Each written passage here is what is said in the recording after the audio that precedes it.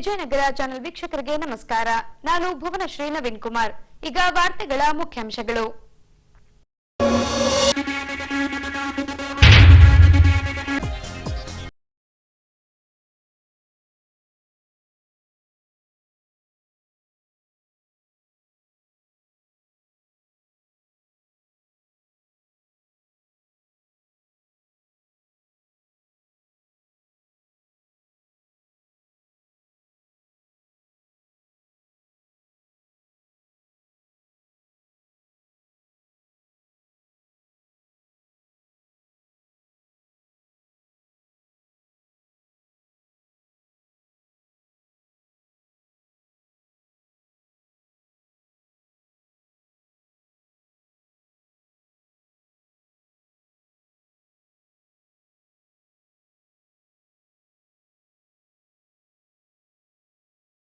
ಸ್ಪಷ್ಟಪಡಿಸಿರುವ CPIM ಪಕ್ಷದ ಮುಖಂಡರು. ಈಗ ವಾರ್ತೆಗಳ ವಿವರ. ಕರ್ನಾಟಕ ವಕ್ಫ್ ಬೋರ್ಡ್ನಿಂದ ರೈತರಿಗೆ ಸೇರಿದಂತೆ ಪುರಾತನ ಸ್ಮಾರಕ ಹಾಗೂ ಮಠ ಮಂದಿರಗಳಿಗೆ ನೋಟಿಸ್ ನೀಡಲಾಗುತ್ತಿದೆ. ಈ ಅಂಶವನ್ನ ಖಂಡಿಸಿ ದಿನಾಂಕ 22ರಂದು ನಮ್ಮ ಭೂಮಿ ನಮ್ಮ ಹಕ್ಕು ಶೀರ್ಷಿಕೆಯ ಅಡಿಯಲ್ಲಿ ಜಿಲ್ಲಾಧಿಕಾರಿಗಳ ಕಚೇರಿ ಹಾಗೂ ತಹಶೀಲ್ದಾರ್ ಕಚೇರಿ ಎದುರು ಜನಜಾಗೃತಿ ಆಂದೋಲನ ನಡೆಸಲಾಗುವುದೆಂದು ಜಿಲ್ಲಾ ಬಿಜೆಪಿ ಮುಖಂಡರು ಸುದ್ದಿಗೋಷ್ಠಿಯಲ್ಲಿ ತಿಳಿಸಿದ್ದಾರೆ. ನಿಮಗೆಲ್ಲ ಗೊತ್ತಿದೆ, ವಕ್ಫ್ ಬೋರ್ಡ್ನಿಂದ ಅನೇಕ ತರಹದ ತೊಂದರೆಗಳು ಆಗ್ತಾ ಇದ್ದಾವೆ. ಆ ತೊಂದರೆಗಳನ್ನು ನಿವಾರಿಸಬೇಕು. ಇವತ್ತು ರೈತರೆಲ್ಲ ಆತಂಕದಲ್ಲಿದ್ದಾರೆ. ಆ ಎಲ್ಲ ಆತಂಕಗಳು ದೂರ ಮಾಡಬೇಕಂತೇಳಿ ಇವತ್ತು ನಮ್ಮ ಪಕ್ಷದಿಂದ 21-22ರಂದು ರಾಜ್ಯದಾದ್ಯಂತ ಒಂದು ಹೋರಾಟ ಮಾಡಬೇಕಂದ್ಕೊಂಡಿದ್ದಾರೆ. ಆ ಹೋರಾಟ ಏನಂದರೆ, ನಮ್ಮ ಭೂಮಿ ನಮ್ಮ ಹಕ್ಕು ಎಂಬ ಶೀರ್ಷಿಕೆಯಲ್ಲಿ ಈ ಹೋರಾಟವನ್ನು ಮಾಡಲಾಗ್ತಿದೆ. ಮತ್ತು ಈ ವಕ್ಫ್ ಬೋರ್ಡ್ನವರು ಏನು ಒಂದು ಅಂಧ ಕಾನೂನಿದೆ, ಈ ಕಾನೂನನ್ನು ನಮ್ಮ ಕಾಂಗ್ರೆಸ್ನವರು ಇನ್ನೂ ತೀವ್ರವಾಗಿ ಜನರಿಗೆ ತಲುಪಿಸ್ತಾ ಇದ್ದಾರೆ. ಇದು ನಿಜವಾಗಲೂ ಒಂದು ಆತಂಕಕಾರಿಯಾದಂಥ ಒಂದು ಸಂಗತಿ. ಇದಲ್ಲದೆ ಇವತ್ತು ಅನೇಕ ಜನ ಅವತ್ತಿನ ದಿವಸ ನಾವು 21-22 ನಮ್ಮ ಹೊಸಪೇಟೆಯಲ್ಲಿ 22ನೇ ತಾರೀಕು ಮಾಡ್ತೀವಿ. ಅವತ್ತಿನ ದಿವಸ ಅನೇಕ ಜನರು, ರೈತರು ಮತ್ತು ಮಠ ಮಾನ್ಯರುಗಳು, ಶಾಲೆಗಳು ಅನೇಕ ಎಲ್ಲ ವಕ್ಫ್ ಬೋರ್ಡ್ ನಮೂದಿಸಲಾಗಿದೆ. ಅದನ್ನು ಯಾರಾದರೂ ಇದ್ದರೆ ನಮಗೆ ಬಂದು ಅಹವಾಲುಗಳನ್ನು ಕೊಡಬೇಕು. ನಾವು ಅವರ ಪರವಾಗಿ ಒಂದು ಹೋರಾಟ ಮಾಡಬೇಕಾಗ್ತದೆ. ಹೋರಾಟ ಮಾಡ್ತೀವಿ. ನಮ್ಮ ರಾಜ್ಯದಲ್ಲಿ ಸಹ ಇದೇ ಥರ 3 ಕಮಿಟಿಗಳನ್ನು ರಚಿಸಲಾಗಿದೆ. ಒಂದು ವಿಜೇಂದ್ರ ಅವರ ನೇತೃತ್ವದಲ್ಲಿ, ಒಂದು ಆಪೋಸಿಷನ್ ಲೀಡರ್ ಆದ ಅಶೋಕ್ ಅವರ ನೇತೃತ್ವದಲ್ಲಿ, ಇನ್ನೂ ಒಂದು ವಿರೋಧ ಪಕ್ಷದ ಮೇಲ್ಮನೆ ನಾಯಕರಾದ ಛಲವಾದಿ ನಾರಾಯಣಸ್ವಾಮಿ ಅವರ ನೇತೃತ್ವದಲ್ಲಿ 3 ಸಮಿತಿಗಳನ್ನು ರಚಿಸಲಾಗಿದೆ. ಈ ಎಲ್ಲ ಸಮಿತಿಗಳು ಡಿಸೆಂಬರ್ ಮೊದಲನೇ ವಾರದಲ್ಲಿ ಎಲ್ಲ ಜಿಲ್ಲೆಗಳಿಗೂ ಹೋಗಿ ಹೋರಾಟ ಮಾಡ್ತಾ ಮತ್ತು ಜನರಿಗೆ ಇದರಿಂದ ಆಗ್ತಕ್ಕಂಥ ತೊಂದರೆಗಳನ್ನು ತಿಳಿಸ್ತಾ ಮತ್ತು ಜನರಿಗೆ ಆಗಿರ್ತಕ್ಕಂಥ ಅಹವಾಲುಗಳನ್ನು ಸ್ವೀಕರಿಸ್ತಾ ಇವತ್ತು ನಮ್ಮ ಎಲ್ಲ ಈ ಥರ ಮಾಡಬೇಕಂತೇಳಿ ನಮ್ಮ ಪಕ್ಷದಲ್ಲಿ ಎಲ್ಲ ತೀರ್ಮಾನ ಆಗಿದೆ.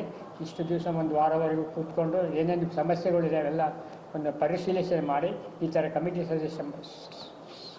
ಕಮಿಟಿಯನ್ನು ಸ್ಥಾಪಿಸಿರ್ತಾರೆ.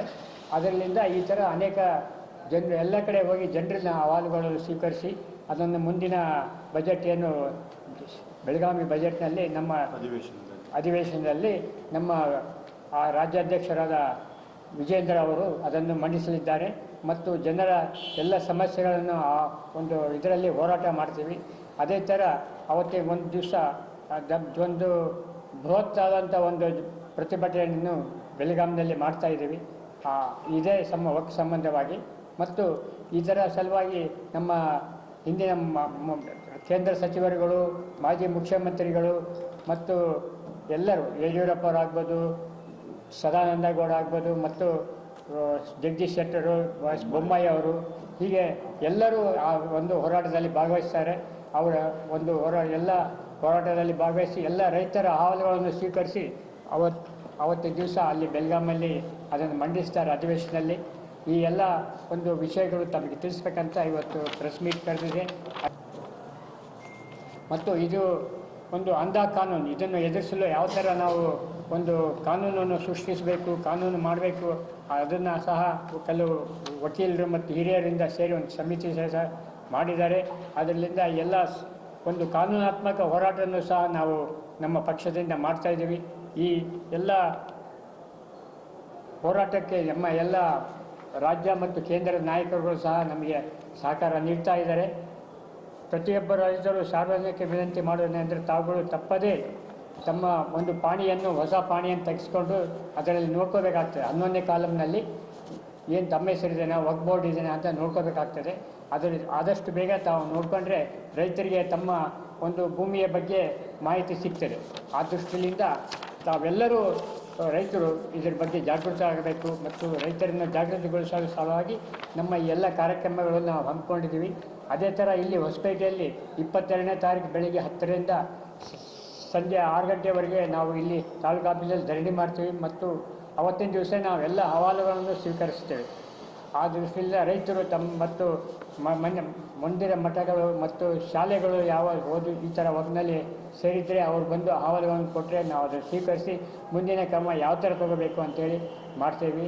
ಆ ಒಂದು ಹೋರಾಟದಲ್ಲಿ ನಮ್ಮ ಮಾಜಿ ಮಂತ್ರಿಗಳಾದ ಆನಂದ್ ಸಿಂಗ್ ಅವರು ಮತ್ತು ಶ್ರೀರಾಮ್ಲು ಅವರು ಮತ್ತು ನಮ್ಮ ಜಿಲ್ಲಾಧ್ಯಕ್ಷರುಗಳು ಮತ್ತು ಎಲ್ಲ ತಾಲೂಕುಗಳ ಪದಾಧಿಕಾರಿಗಳು ಸಹ ಒಂದು ಧರಣಿಯಲ್ಲಿ ಭಾಗವಹಿಸ್ತೀವಿ. ಶಾಸಕರು ಎಲ್ಲ ಜಿಲ್ಲಾ ಶಾಸಕರು, ಮಾಜಿ ಶಾಸಕರು ಎಲ್ಲರೂ ಮತ್ತು ಮಾಜಿ ಸಂಸದರು, ಮಠಾಧೀಶರುಗಳು ಸಹ ಆ ಒಂದು ಸಭೆಯಲ್ಲಿ ಭಾಗವಹಿಸ್ತಾರೆ. ಆ ಒಂದು ಸಭೆ ನಿಜವಾಗಲೂ ಒಂದು ಶ್ಲಾಘನೀಯವಾಗ್ತದೆ. ಯಾಕಂದರೆ ಈ ಥರ ರೈತರಿಗೆ ಅನೇಕ ಸಮಸ್ಯೆಗಳಾಗ್ತಾ ಇದ್ದಾವೆ. ಆ ಎಲ್ಲ ಇವತ್ತು ರೈತರು ಇಷ್ಟು ವರ್ಷ ತಾವು ಮಾಡ್ಕೊಂಡಂಥ ಭೂಮಿ ಇವತ್ತು ಬೇರೆಯವರೆಗೆ ಹೋಗ್ತಾ ಇದೆ ಅಂದರೆ ಎಷ್ಟು ನೋವಾಗ್ತದೆ ನೀವೇ ತಿಳ್ಕೋಬೇಕಾಗ್ತದೆ. ಇವತ್ತು ನಾನು ಹೇಳ್ತೀನಿ, ಮುಂದಿನ ಒಂದು ಅಧಿವೇಶನದಲ್ಲಿ ಮೋದಿಯವರು ಒಂದು ಅಮೆಂಡ್ಮೆಂಟ್ ಬಗ್ಗೆ ತರ್ತಾ ಇದ್ದಾರೆ. ಈ ಕಾನೂನು ಅಮೆಂಡ್ಮೆಂಟ್ ಬಗ್ಗೆ ನಿಜವಾಗಲೂ ರೈತರ ಬಗ್ಗೆ ಮತ್ತು ಹಿಂದೂಗಳ ಬಗ್ಗೆ ಕಾಂಗ್ರೆಸ್ನವ್ರಿಗೆ ಏನಾದರೂ ಒಂದು ಪ್ರೀತಿ ವಿಶ್ವಾಸ ಇದ್ದರೆ, ರೈತರ ಬಗ್ಗೆ ಕಣ್ಣೀರನ್ನು ಒರೆಸುವಂತ ಏನಾದರೂ ಇದ್ದರೆ, ಇವರು ಸಿದ್ದರಾಮಯ್ಯವರು 9 ಜನ MP ಗಳು ಕಳಿಸಿದ್ದಾರೆ, ಅವರು ನಮ್ಮ ಈ ಒಂದು ಅಮೆಂಡ್ಮೆಂಟ್ಗೆ ಸಪೋರ್ಟ್ ಮಾಡಬೇಕು. ಇವತ್ತು ಸಿದ್ದರಾಮಯ್ಯವರಿಗೆ ಶಕ್ತಿ ಇದ್ದರೆ ತಮ್ಮ ಕೇಂದ್ರದ ಏನು ನಾಯಕರಿದ್ದಾರೆ ಅವ್ರನ್ನು ಕೂಡ ಒಪ್ಪಿಸಿ ಈ ಒಂದು ವಕ್ಫ್ ಬೋರ್ಡ್ ಅಮೆಂಡ್ಮೆಂಟ್ಗೆ ಅವರು ಸಹಕಾರ ಮಾಡಬೇಕು ಅಂತೇಳಿ ನಾನು ಈ ಮೂಲಕ ಕೇಳ್ಕೊಳ್ತೇನೆ. ಮೈಸೂರು ಹುಲಿ ಎಂದೇ ಕರೆಯಲ್ಪಡುವ ಹಜರತ್ ಟಿಪ್ಪು ಸುಲ್ತಾನ್ ಅವರ ಜಯಂತಿ ನಿಮಿತ್ತ ಹೊಸಪೇಟೆ ನಗರದ ಹಜರತ್ ಟಿಪ್ಪು ಸುಲ್ತಾನ್ ಫೆಡರೇಷನ್ ಇಂದ ನಗರದ ಮಹಿಳಾ ಹಾಗೂ ಮಕ್ಕಳ ಆಸ್ಪತ್ರೆಯಲ್ಲಿನ ಬಾಣಂತಿಯರಿಗೆ ಹಾಗೂ ಗರ್ಭಿಣಿ ಮಹಿಳೆಯರಿಗೆ ಹಣ್ಣು ಹಂಪಲುಗಳ ವಿತರಣೆ ಸೇರಿದಂತೆ ಜನಿಸಿದ ಮಕ್ಕಳಿಗೆ ಬೇಬಿ ಕಿಟ್ ವಿತರಿಸುವ ಮೂಲಕ ಹಜರತ್ ಟಿಪ್ಪು ಸುಲ್ತಾನ್ ಅವರ ಜಯಂತಿಯನ್ನ ಸಮಾಜ ಸೇವೆ ಮಾಡುವ ಮೂಲಕ ಆಚರಿಸಲಾಗಿದೆ.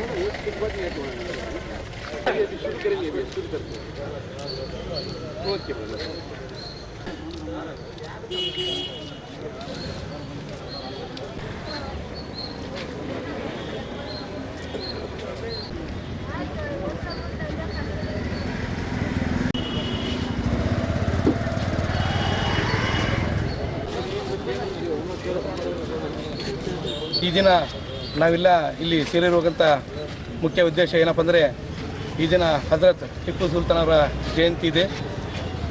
ಆ ಒಂದು ಕಾರಣದಿಂದ ನಮ್ಮ ಅಖಿಲ ಭಾರತ ಹಜರತ್ ಟಿಪ್ಪು ಸುಲ್ತಾನ್ ಫೆಡರೇಷನ್ ವತಿಯಿಂದ ನಾವಿಲ್ಲೆಲ್ಲ ಸೇರಿದ್ದೀವಿ. ಅವರ ಇತಿಹಾಸ ಹೇಳ್ತಾ ಹೋದರೆ ದಿನಗಳು ಸಾಲದು, ಬರೀತಾ ಕುಂತರೆ ಪುಟಗಳು ಸಾಲದು. ನಾವಿಲ್ಲಿ ಸೇರಿರುವ ಮುಖ್ಯ ಉದ್ದೇಶ 60 ಹಾಸಿಗೆ ತಾಯಿ ಮತ್ತು ಮಕ್ಕಳ ಆಸ್ಪತ್ರೆಯಲ್ಲಿ ತಾಯಂದರಿಗೆ ಹಣ್ಣು ಹಂಪಲ ಬಿಸ್ಕೆಟನ್ನು ಮತ್ತು ಶಿಶುವಂದರಿಗೆ ಬೇಬಿ ಕಿಟ್ಟನ್ನು ನಾವು ನಮ್ಮ ಹಿರಿಯರ ಸಹಕಾರದಿಂದ ನಾವಿಲ್ಲಿ ಹಂಚಕ್ಕೆ ಬಂದಿದ್ದೀವಿ. ಅದೇ ನಮ್ಮ ಮುಖ್ಯ ಉದ್ದೇಶ. ಈ ಸಂದರ್ಭದಲ್ಲಿ ನನಗೆ ಈ ಒಂದು ಕಾರ್ಯಕ್ರಮಕ್ಕೆ ಯಾರೆಲ್ಲ ತನು ಮನ ಧನದಿಂದ ಸಹಾಯ ಮಾಡಿದ್ದಾರೋ ಅವರಿಗೆಲ್ಲ ನನ್ನ ಕಡೆಯಿಂದ ಹೃತ್ಪೂರ್ವಕ ವಂದನೆ ತಿಳಿಸುತ್ತಾ, ಕೊನೆಯದಾಗಿ ಸರ್ವಧರ್ಮ ರಕ್ಷಕ ಹಜರತ್ ಟಿಪ್ಪು ಸುಲ್ತಾನ್ ಮೈಸೂರು ಹುಲಿ ಇವರು ಹೇಳಿದಾಗೆ 100 ದಿನ ಇಲಿಯಾಗಿ ಬಳಗಿಂತ 100 ದಿನ ಹುಲಿಯಾಗಿ ಅಂತ ಹೇಳಿದ್ದಾರೆ. ಅದೇ ರೀತಿ ನಾನು ನನ್ನ ಮಾತು ಮುಗಿಸುವ ಮುಂಚೆ ಎಲ್ಲರಿಗೂ ಹೇಳೋದು ಏನಪ್ಪ ಅಂದರೆ, ಕುಲವೆಂದು ಹೊಡೆದಾಡದಿರಿ, ಕುಲದ ನೆಲವೇನಾದರೂ ಬಲ್ಲಿರ. ಆಮೇಲೆ ನಮ್ಮ ಬಸವಣ್ಣವ್ರು ಹೇಳಿದಾಗೆ ಇವನ್ಯಾರ ಎನ್ನೆದರಿ, ಇವರೆಲ್ಲ ನಮ್ಮವ ಎನ್ನಿರಿ ಅಂತ ಹೇಳ್ತಾ ನನ್ನ ಮಾತುಗಳನ್ನು ಮುಗಿಸ್ತೀನಿ. ಎಲ್ಲ ಸಮಸ್ತ ವಿಜಯನಗರ ಹೊಸಪೇಟೆ ಜನರಿಗೆ ಒಂದು ಈ ತಿಂಗಳಿದ್ದ ಏನನ್ನೋದು ನಮ್ಮದು ಕರ್ನಾಟಕ ರಾಜ್ಯೋತ್ಸವದ ಶುಭಾಶಯಗಳು ಹೇಳ್ತಾ, ಅದೇ ರೀತಿ ನಮ್ಮ ಕರ್ನಾಟಕದಲ್ಲಿ ಹುಟ್ಟಿ ಬೆಳೆದಂಥ ಹಜರತ್ ಟಿಪ್ಪು ಸುಲ್ತಾನ್ ಅವರು ಹುಟ್ಟುಹಬ್ಬನ ನಾವೆಲ್ಲರೂ ಪ್ರೀತಿಲಿದ್ದ ಶಾಂತಿಲಿದ್ದ ಆಚರಿಸ್ತಿದ್ವಿ. ಎಲ್ಲರೂ ದಯವಿಟ್ಟು ಅವರ ಬಗ್ಗೆ ಎಲ್ಲರೂ ಇದು ನೆನಪಿಟ್ಕೊಂಡು ಪ್ರತಿ ವರ್ಷವನ್ನು ಹಣ್ಣು ಎಪ್ಪಲೆ ನಾವು ಪ್ರತಿ ವರ್ಷ ಯಾವ ಥರ ರೀತಿಯಿಂದ ನಾವು ಬಂದಿದ್ದೀವಿ. ಸುಮಾರು 14-15 ವರ್ಷದ ನಮ್ಮ ಅಧ್ಯಕ್ಷರು ಬುಡೇನವರು ಸೇರಿ ಎಲ್ಲರಿಗೆ ತಗೊಂಡು ಎಲ್ಲ ಸಮಾಜದವರಿಗೆ ಇದನ್ನು ನಡೆಸ್ಕೊಂತ ಬಂದಿದ್ದಾರೆ. ಅದೇ ರೀತಿ ಈ ವರ್ಷ ಕೂಡ ನಾವೆಲ್ಲರೂ ಒಕ್ಕಟ್ಟಾಗಿ ಹಣ್ಣು ಆ್ಯಪಲನ್ನು ಮಕ್ಕಳಿಗೆ ಕೊಟ್ಟು ಈ ಕಿಟ್ಟನ್ನು ಕೊಟ್ಟು ಅವರು ಮುಂದಿನ ದಿನಗಳಿಗೆ ನಮಗೆಲ್ಲರಿಗೆ ಶಾಂತಿ ಕಾಪಾಡಲಿ ದೇಶದಲ್ಲಿ ಅಂತ ಭಗವಂತಲ್ಲಿ ನೆಮ್ಮದಿ ನಾವೆಲ್ಲ ಕೇಳ್ಕೊಂತ ಮತ್ತು ಎಲ್ಲರೂ ಇದೇ ರೀತಿ ನಗುತ್ತಾ ಇರಬೇಕಂಥೇಳಿ ನಾವು, ಯಾಕಂದರೆ ಇದು ನಮ್ಮ ರಾಜ್ಯ ಇಂಥದ್ದು ರಾಜ್ಯ ಹೆಸರು ವಿದೇಶದಲ್ಲಿ ಹೆಸರು ಬಂದಂಥ ನಮ್ಮ ಹಜರತ್ ಟಿಪ್ಪು ಸುಲ್ತಾನ್ ತಂದಂಥ ಗೌರವ ಇದು ನಮಗೆ ಇವತ್ತು ಉತ್ಸವದಿಂದ ಮಾಡ್ಬೋದು. ಯಾಕಂದರೆ ಎಲ್ಲ ಯಾವ ಜಾತಿ ಧರ್ಮ ಇಲ್ಲ, ಅಲ್ಲಾಹಕ್ಕೆ ಬಂದೇ ನಾವೆಲ್ಲ ಒಂದೇ, ಅಂದರೆ ಪರಮಾತ್ಮನ ಮಕ್ಕಳು ನಾವೆಲ್ಲ ಒಂದೇ, ಉಳ್ಕಿ ಮಳ್ಕಿ ಬೇರೆ ಮಣ್ಣೆಲ್ಲ ಒಂದೇ. अल्लाह क्या शान से नवाजा है हज़रत टीपू सुल्तान को और सर ज़मीन कर्नाटक पाया है हज़रत टीपू सुल्तान को. अस्सलाम वालेकुम. ಹಜರತ್ ಟಿಪ್ಪು ಸುಲ್ತಾನ್ ರಹಮತುಲ್ಲಾಹಿ ಇವತ್ತು ಅವರ ಜನ್ಮದಿನ. ಆದರೆ ಇಸ್ಲಾಂ ಧರ್ಮದಲ್ಲಿ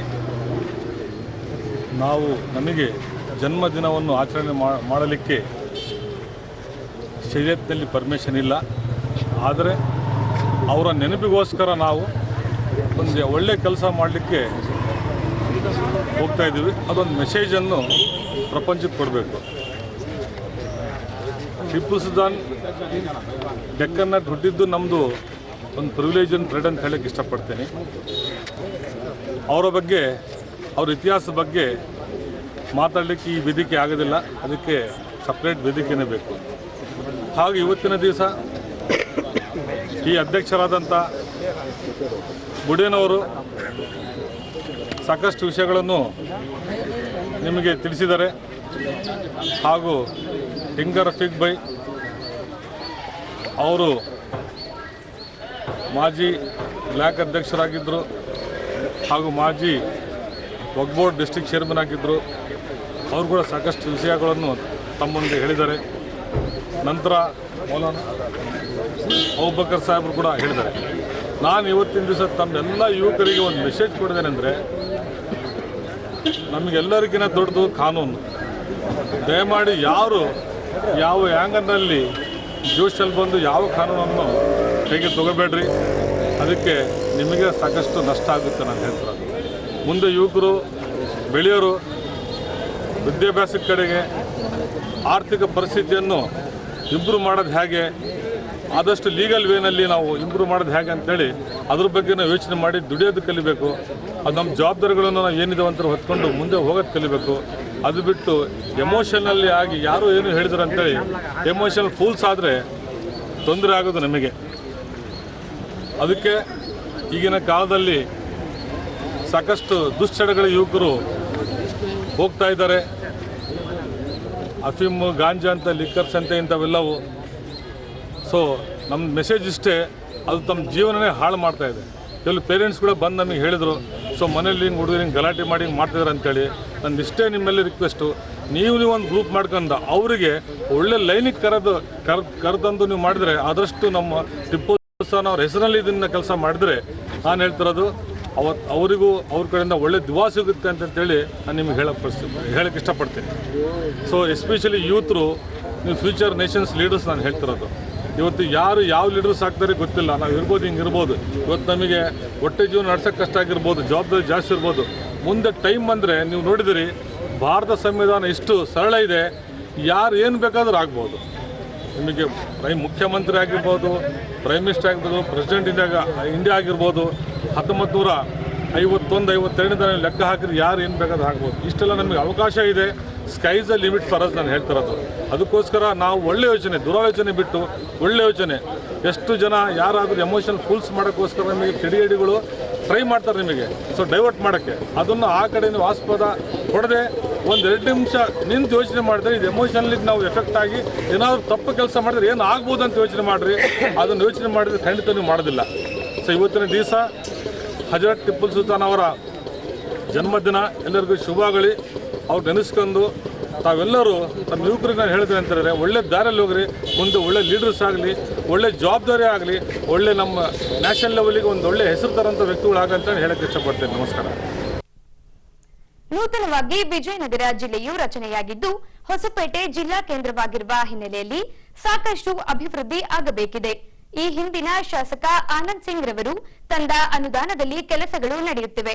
ಹಾಗಾಗಿ ಕ್ಷೇತ್ರದ ಅಭಿವೃದ್ಧಿಗೆ ಹೆಚ್ಚಿನ ಅನುದಾನ ನೀಡಬೇಕೆಂದು ಕಲ್ಯಾಣ ಕರ್ನಾಟಕ ಪ್ರದೇಶಾಭಿವೃದ್ಧಿ ಮಂಡಳಿಯ ಅಧ್ಯಕ್ಷರಿಗೆ ಪತ್ರ ಬರೆಯಲಾಗಿದೆ ಎಂದು ಶಾಸಕ ಎಚ್ಆರ್ ಗವ್ಯಪ್ಪನವರು ಮಾಧ್ಯಮಗಳಿಗೆ ತಿಳಿಸಿದ್ದಾರೆ. ಬಹಳ ಡಿಸ್ಟ್ರಿಕ್ಟ್ ಡೆವಲಪ್ಮೆಂಟ್ಗೆ ಎದಕ್ಕಂದರೆ ಒಂದು 67 ಇಲಾಖೆಗಳಿದೆ. ಎಲ್ಲ ಇಲಾಖೆ ಹೊಸ ಜಿಲ್ಲೆ ಆಗಿರೋದ್ರಿಂದ ಎಲ್ಲ ಇಲಾಖೆಗಳಿಗೆ ಅವ್ರಿಗೆ ಇನ್ಫ್ರಾಸ್ಟ್ರಕ್ಚರು, ಅವರ ಆಫೀಸ್ಗಳು ಕಟ್ಕೊಡ್ಲಿಕ್ಕೆ ಅನುದಾನ ಬೇಕಾಗುತ್ತೆ. ಹೀಗೆ ನಾನಾ ರೀತಿಯಲ್ಲಿ ನಮ್ಮ ಜಿಲ್ಲೆ ಆದಮೇಲೆ ನಮಗೆ ಒಂದು ಫಂಡ್ ಫೆಸಿಲಿಟಿ ನನಗೋಸ್ಕರ ಕೇಳ್ತಾ ಇಲ್ಲ. ಇವತ್ತು ಬೇರೆ ಕ್ಷೇತ್ರಕ್ಕೆ ವರ್ಷಕ್ಕೆ 60, 70, 80 ಕೋಟಿ ಸಿಗ್ತಾ ಇದೆ. ನನಗೆ ಬರೀ ಒಂದು 10 ಕೋಟಿ ಸಿಗ್ತಾ ಇದೆ. 23, 24ಕ್ಕೆ ನನಗೆ ಸಿಕ್ಕಿರೋದೇ 22 ಕೋಟಿ. ಅದರಲ್ಲಿ 10 ಕೋಟಿ ಬರೀ ಆಸ್ಪತ್ರೆಗೆ, ಈ ರೋಡಿಗೆ, ಇವಕ್ಕೆ ಹೋಗ್ಯಾವ. 24, 25ನಲ್ಲಿ ನನಗೆ ಸಿಕ್ಕಿರೋದು 25 ಕೋಟಿ. ಅದು ಕೂಡ ಜಿಲ್ಲಾ ಆಸ್ಪತ್ರೆ ಕಟ್ಟಲಿಕ್ಕೆ, ಅದು 250 ಬೆಡ್ನಿಂದ 400 ಬೆಡ್ಡು ಮತ್ತು ಇವೆಲ್ಲ ಮಾಡಲಿಕ್ಕೆ ಅದಕ್ಕೆಲ್ಲ ಹೋಗಿತ್ತು. ಇದು ಜಿಲ್ಲೆಗೆ ಖರ್ಚು ಮಾಡ್ತಾ ಇದ್ದೀನಾಗಲಿ, ಜಿಲ್ಲಾ ಆಸ್ಪತ್ರೆ ಖರ್ಚು ಮಾಡ್ತಾ ಇದ್ದಾರಾಗಲಿ, ನನ್ನ ಕ್ಷೇತ್ರದ ಜನಕ್ಕೆ ನನಗೆ ಹಣ ಇಲ್ದಂಗೆ ಆಗಿದೆ. ಇವತ್ತು ನನ್ನ ಕ್ಷೇತ್ರಕ್ಕೆ ನನ್ನ ಜನ ಖರ್ಚು ಮಾಡಲಿಕ್ಕೆ ಅಟ್ಲೀಸ್ಟ್ ನನಗೊಂದು ಬಜೆಟ್ ಬೇಕು. ಅಟ್ಲೀಸ್ಟ್ ನಾನು ಕೊಟ್ಟಿರೋದು ಎಲ್ಲ ಒಂದು 120 ಕೋಟಿನಲ್ಲಿ ಒಂದು 25% ಅಂದರೆ 30 ಕೋಟಿ ಜಿಲ್ಲಾಗೆ ತೆಗೆದಿಟ್ಟು ಜಿಲ್ಲಾ ಮಂತ್ರಿನೇ ಮಾಡಲಿ ಅದೆಲ್ಲ ಕೆಲಸಗಳು. ಭಾಳ ನನಗಿಲ್ಲ, ನಾನು ಇಂಟರ್ಫಿಯರ್ ಆಗಲ್ಲ ಅದನ್ನು. ಇನ್ನು ಉಳಿಕಿದ್ದು ಏನು 90 ಕೋಟಿ ಇದೆ. 90 ಕೋಟಿನಲ್ಲಿ ನಮಗೆಲ್ಲ ಒಂದು 20 ಕೋಟಿ ಕೊಟ್ಟರೆ ನನಗೊಂದು 30 ಕೋಟಿ ಸಿಕ್ಕಂಗಾಗುತ್ತೆ. ನನಗೂ ನನ್ನ ಕ್ಷೇತ್ರದಲ್ಲಿ ಜನ ನನ್ನ ಕೇಳ್ತಾ ಇದ್ದಾರೆ. ಇವತ್ತು ನಾನು ಆನ್ಸರ್ ಮಾಡೋಕ್ಕಾಗ್ತಾಯಿಲ್ಲ. ಹೀಗಾಗಿ ಬೇರೆ ಕ್ಷೇತ್ರಕ್ಕೆ ವರ್ಷಕ್ಕೆ ಏನಿಲ್ಲ ಅಂದ್ರೆ ಈಗಿನ 70-80 ಕೋಟಿ ಸಿಗ್ತಾ ಇದೆ. ನನಗೆ ಅಟ್ಲೀಸ್ಟ್ ಒಂದು 30 ಕೋಟಿನ ಸಿಗಬೇಕಲ್ಲ. ಅದು ಕೂಡ ಇಲ್ದಂಗೆ ಬರೀ 10 ಕೋಟಿನಲ್ಲಿ ನಾನು ನಡೆಸ್ಬೇಕಂದ್ರೆ ಈಗಿನ ಅದು ಹೇಗೆ ನಾನು ನಡೆಸ್ಲಿಕ್ಕಾಗುತ್ತೆ? ನನ್ನ ಕ್ಷೇತ್ರ 10% ಆಯ್ತಲ್ಲ. ಬೇರೆ ಕ್ಷೇತ್ರಕ್ಕೆ ನನಗೆ ಒಂದು 10% ನನಗೆ ಅನುದಾನ ಸಿಕ್ಕಂಗೆ. ಹೋದ BJP ಸರ್ಕಾರದಲ್ಲಿ ಮಾಜಿ ಶಾಸಕರು ಸಾಕಷ್ಟು ಕೆಲಸ ಮಾಡಿದ್ದಾರೆ. ಅವ್ರು ಮಾಡಿರೋದು ಸ್ವಲ್ಪ ನಡೀತಾ ಇದೆ ಇವಾಗ ತನಕ. ಅಟ್ಲೀಸ್ಟ್ ಇವಾಗನ ನಮ್ಗೆ ಸ್ವಲ್ಪ ನಾವು ಮಾಡಲಿಕ್ಕೆ ಒಂದು ಅವಕಾಶ ಮಾಡಿಕೊಡ್ಬೇಕಂತ ಕೇಳ್ಕೊತಾ ಇದ್ದೀವಿ ಅಷ್ಟೇ.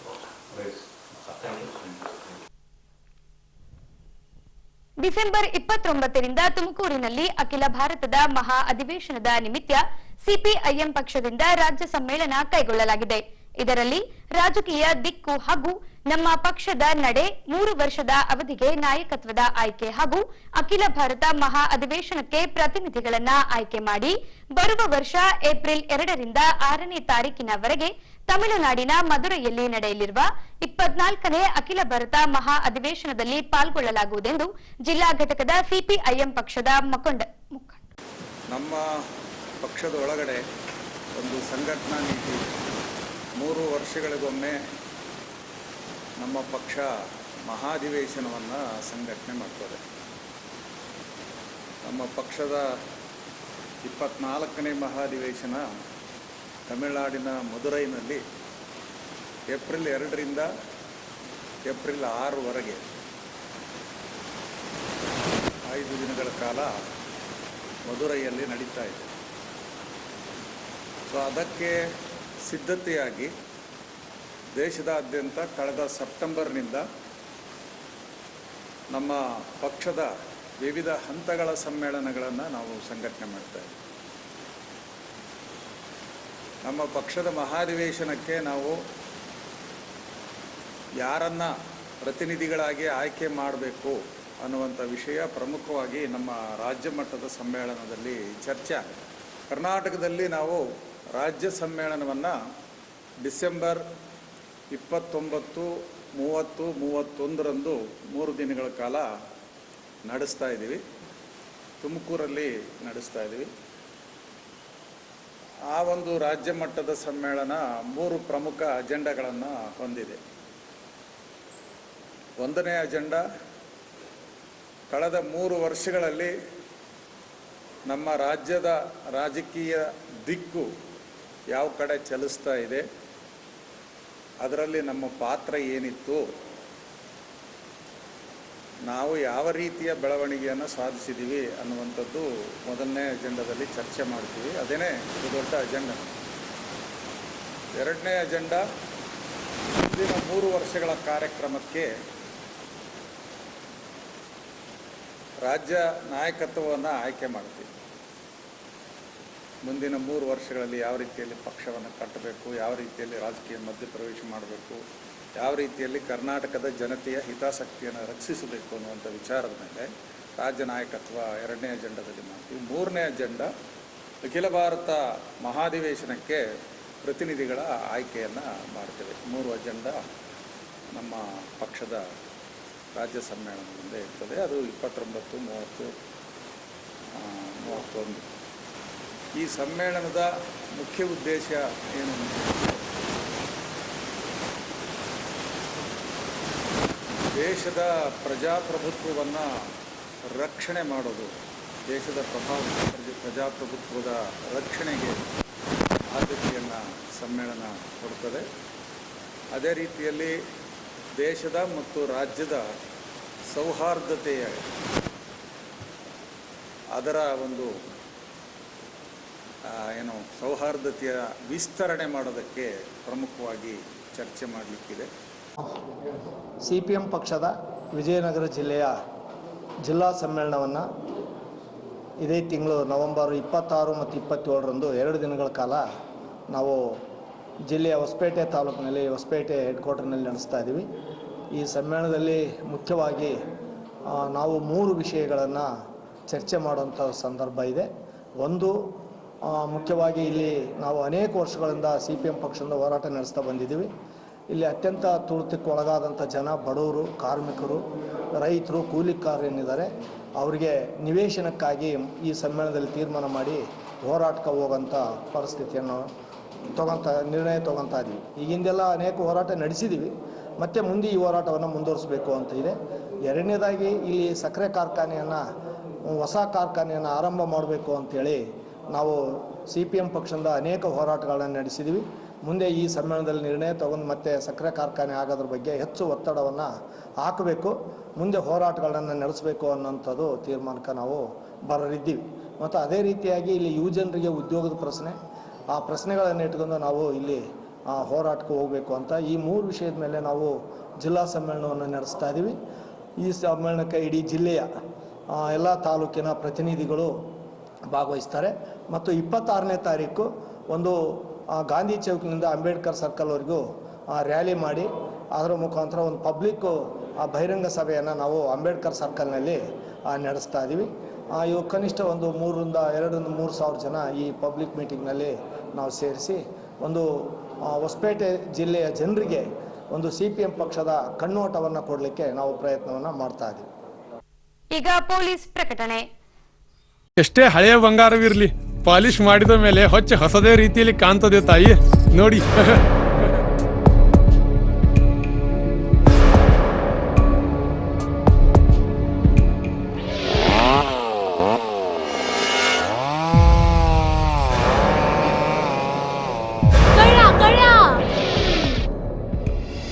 ತಾಯಿ, ನಿಮ್ ಮೈ ಮೇಲೆ ಅದು ಹೊಲಸು ಬಿದ್ದಿದೆ.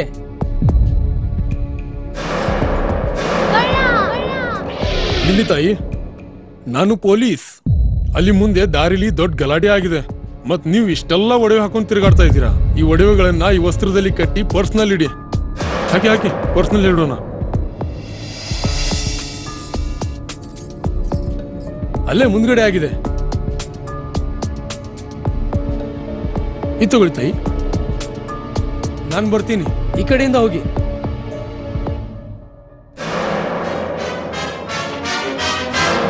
ಕಳ್ಳ ಇಂತಹ ಮೋಸದ ಸಂಗತಿ ನಿಮಗೂ ನಡೆಯಬಹುದು. ತಮ್ಮ ಬೆಲೆ ಬಾಳುವ ಒಡವೆ ಆಭರಣ ವಸ್ತುಗಳನ್ನು ಎಚ್ಚರಿಕೆಯಿಂದ ಕಾಪಾಡಿ. ಯಾವುದೇ ಮಾತುಗಳಿಗೆ ಮರುಳಾಗಬೇಡಿ. ಸಂಶಯಾಸ್ಪದ ರೀತಿಯಲ್ಲಿ ಯಾರಾದರೂ ಕಂಡು ಬಂದರೆ ಸಮೀಪದ ಪೊಲೀಸ್ ಠಾಣೆಯನ್ನು ಸಂಪರ್ಕಿಸಿ. ಈಗ ಕೊನೆಯಲ್ಲಿ ಮತ್ತೊಮ್ಮೆ ವಾರ್ತೆಗಳ ಮುಖ್ಯಾಂಶಗಳು.